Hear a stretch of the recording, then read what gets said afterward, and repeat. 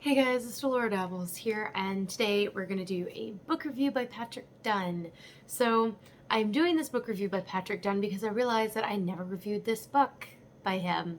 And I just bought another book of his, Divine Magic, and I also just ordered Postmodern Magic by him because I'm on a kick lately with more, with certain authors, right? So, this book by his is the one that we're talking about today, and I absolutely love it. I'm surprised I didn't do this sooner because this changed the way I read tarot, and it really was the thing that made Lenormand click for me, right? I feel like a lot of people, they come into Lenormand and they don't really know, like, kind of like the way that it wants to be read, the way that Lenormand demands to be read. And Patrick Dunn really helped bring that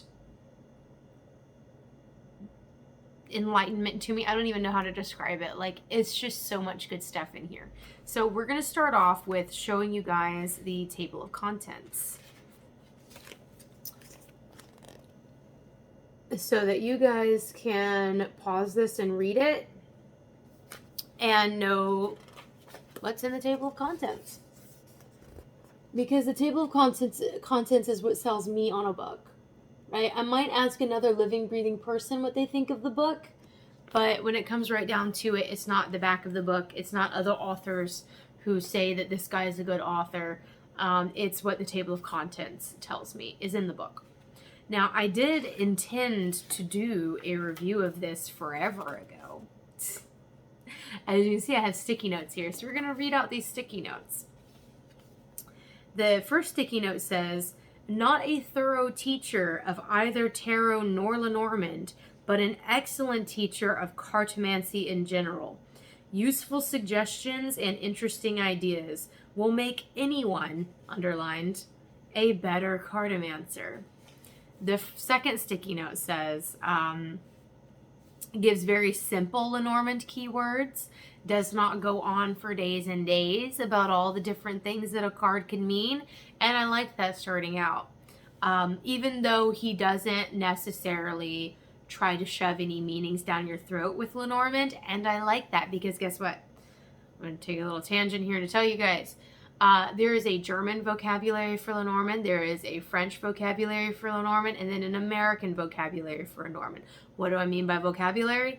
I mean that in Germany, the fox means that something is wrong. In French, it means something else, right? Clever or something, I don't know. And in America, it means work. One card can mean so many different things. So that's why it's good to find a vocabulary that works for you, right? And then stick to that one. And if someone is reading your Lenormand cards and they say a card means something else, they're not wrong. They're just using a different system than you. And that's fine. So that's why I like that Patrick Dunn isn't so, this card means this and this card means this and that and the other in this book, right? Because he comes from an understanding that there are different vocabularies based on where you are or what tradition you're using. What else is on this sticky note? It says, does a decent job at teaching how to intuit instead of just logically defining. And the way that it combines pendulums with cartomancy. So like doing a spread, laying all the cards out, and then using a pendulum on top of that spread. He talks about that a lot, and he talks about how to use a pendulum in a way, because like I had never been interested in pendulums. I'm still not that interested in pendulums, but reading it, I almost had the urge to go out and buy one, right? Because yeah, it made a lot of sense to me. Even though I'm not even interested in pendulums and never used one, I was like, oh, I can use one now.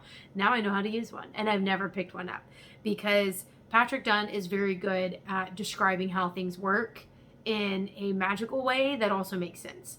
Because if someone can't explain magic in a concrete, concise way, they don't actually know what they're talking about. I ascribe to that all the time.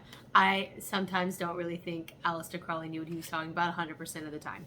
I don't. Blasphemy. Anyway, I think he knew what he was talking about half the time, right? He talks about a tarot tableau system, which I really enjoyed. Tarot major arcana mostly. He doesn't talk about the minors. There's a chapter on collaborative reading with the client, which I really, really liked, because he talks about intuitive reading and collaborative reading. He doesn't just talk about one way to read. Different styles of reading was very important for me because I hadn't started to read for other people at this point. I was only reading for myself. So I was collaboratively reading to myself, right? So I was having conversations in my head about the cards, and I thought that was really cool. I was like, oh, I can do this with other people. Nice. It talks about interactions between Tarot and Lenormand. That's very important if you're going to combine two very different cartomantic systems like Lenormand and Tarot. You need to know how they operate independently as well as understanding how they interact with each other. And he does an excellent, excellent job of doing that. Sorry, my eyeball itches. Then he talks about spells with cards and gives resources and a few suggestions for that. He also, at the very end, talks about scrying and astral projection. So he really touches on a lot of divination practices in this book, other than cartomancy. How to combine those practices with cartomancy, which is what made this book such a mind-blowing experience for someone who didn't know anything about pendulums or astral projection really until this book. So yeah, he talks about an entire way of getting ready to do a reading and how to clear your mind and focus yourself, right? And to kind of meditate, which I'd never read a book at that point that told me to kind of like meditate on myself and think real hard about my questions and maybe rephrase my questions before this book, right? It's extremely thoughtful. No detail is left behind, right? So for someone who overthinks things a lot, Patrick Dunn was gave me so much confidence. What is that word? He was incredibly uplifting to me and gave me lots of confidence, right? Because a lot of the things that I was already intuitively doing was things that he was suggesting to do. And then the things that I wasn't already intuitively doing that he was suggesting, I was like, well, let me go ahead and try it anyway. Oh, this is fantastic. I love this. I'm going to do this now. And I know it won't be that way for everyone. I still don't use pendulums with my spreads, right? Even though, he talks about doing it and he suggests doing it and trying it out, I've still never tried it out. I still don't own a pendulum. It's not really my cup of tea. So that's not to say that everyone will agree with everything he says, of course. That never happens. But he does have a lot of very nice and interesting ideas to increase your accuracy and make your reading experience more magical, or combine different systems. If you love, pendulums, then that would be a great way to get into tarot if you're not already, for instance, right? Yeah, what he also does that I really, really, really like is that he has an entire spread, and then later you go over this spread again using just the majors of the tarot. You do this spread, and then you go over it and you add a Lenormand card to every tarot card, and then you read it again. Very, very good system. He talks about different Lenormand spreads and things like that. So he really does get your foot off the ground with Lenormand quite more than he does with tarot. Again, because we're only talking about the tarot majors. So I feel like this book really did put a focus on Lenormand that I needed. But honestly, my favorite chapter is chapter 10, the grammar of symbols. This is where he talks about, and this is where I get my example, because I tell people all the time, tarot can be one tarot card can be a sentence or a paragraph, right? But every Lenormand card is only one word in a sentence. And Patrick Dunn is who I got that from. that's where I got that saying from, because it resonated so deeply with me that I was like, that makes so much more sense. And that's exactly how I read Lenormand. That's how everyone reads Lenormand, basically, is that every card is a word in a sentence, and your spread is the sentence, or your grand tableau is the paragraph, right? But with tarot, you tend to read it more as each card is a sentence or each card is a paragraph. But what's really fun is that whenever you start reading tarot, like Lenormand, and you read tarot as one word in a sentence, and your tarot spread is the sentence, and each card is only one word, it's very interesting, the readings that you get from it, and it's still incredibly accurate. Of course, you're going to be pulling more cards that way to make a longer sentence, but it begs you to play around with the conventions that we didn't even realize that we had, right? Yes. Like, this chapter is gold to me and will forever and always be gold to me. And I come back to this chapter all the time. One of my favorite things that he talks about is actually breaking down how we read the cards, right? So he's got the equation method, right? And he says T equals C. So if you have the letter and the ring card from the Lenormand, and they're talking about one thing, two cards are describing one item, right? You have a document that is a commitment. You have a contract, right? And then you have the description, right? T is like C. So one card is telling you what the thing is, and the next card is telling you more about that thing. So if you have gentleman and mouse, this card combination is going to tell you about a mousy gentleman, right? And then it has classification. C is a type of T, right? And he uses the example of the cross and the whip. So the cross is a challenge, and the whip tells you what kind of challenge it is. It's a punishing challenge. You're being punished for something. You have these challenges because you're being punished. It's a punishment challenge. And then you have action. Last, you have action. So if you have bear and snake, it's talking about a powerful person who betrays someone. So the bear is a person, and the snake is the action they're performing, right? And I love that, because reading different resources, people would either read Lenormand, one of those, not all of them, or two of those, not all of them, right? So really breaking down how the cards are interacting, almost as if it is grammar in a sentence, right?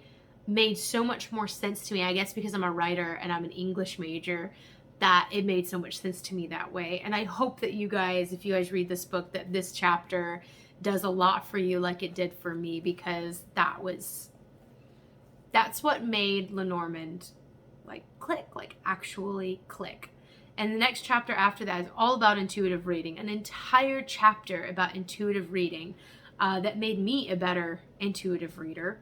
And the next chapter is collaborative reading. And I loved collaborative reading whenever I was first starting out, because I was like, I can read collaboratively with people. Oh my God. Because to me, that took the pressure off if I was wrong, right? It's just like, oh, well, we read this together. We were both wrong, right? So just as a silly beginner tarot reader, it brought me a lot of comfort to know that I could read that way for other people. And that is how I tended to read that way for other people. But I've gotten readings from tarot readers who read collaboratively, and I can't stand it. And I don't read collaboratively for my clients anymore. But when it's me, myself, and I sitting alone in a room reading tarot for myself, I can't help but read collaboratively. I'm having conversations in my head with myself, right, about what these cards could mean. And I really liked it. Talks about synergy. There's a whole chapter on synergy and how the cards interact. This is all about card interactions with your life, how the cards interact with each other, how cards interact with your life, and understanding which definition of the card is fitting your life right now. Synergy. And then he gives more combination spreads between Tarot and Lenormand, right? And different ways of combining Lenormand and Tarot. So, and really breaking them down quite a bit as well. Talks about making your own deck in the DIY section. And, you know, combining different symbol systems like the I Ching and geomancy and things like that. Divination and magic. This is where he gave me the suggestion to buy Tarot Magic by Donald Tyson, which I did. I thought Tarot Magic by Donald Tyson would be a really, really fun read, but then I never ended up reading it, which is so strange because, like, maybe I should read it. But anyway, this is where he talks about scrying and all of that, and that's the last chapter. I really enjoyed his discussion on scrying and pendulums and things like that, because at that point I had not really started delving into alternative. I was really only doing cartomancy, and I'd been doing cartomancy for a little while, but I knew that I wanted to read more Lenormand, and I wanted to be very good at Lenormand, and I kept hitting roadblock after roadblock after roadblock, and this book gave me the confidence I needed. It gave me the information I needed. Again, that grammar chapter 10, grammar, like using cartomancy as grammar and thinking about it in those terms made everything click into place for me. And I hope that you got something from this book review, and that maybe you will give this book a read. If you do, or if you have read this book, please let me know in the comment section down below what you thought of the book, and we can have a nice little conversation about it. Maybe you have another book that's similar to this one that you really like also, and you'd like to suggest that one to people who might also be interested in that. Go ahead and do that too. I have a lot of really great interaction on this channel where people leave lots of comments, very thoughtful comments, and I appreciate all of them. I'd like to continue that. So if you have other book suggestions for Lenormand and Tarot, I'd love for you guys to pop that down below. And if you like this video, please hit like. If you like to see more occult book reviews and tarot unboxings, please subscribe to my channel. And until next time, happy dabbling and bye-bye.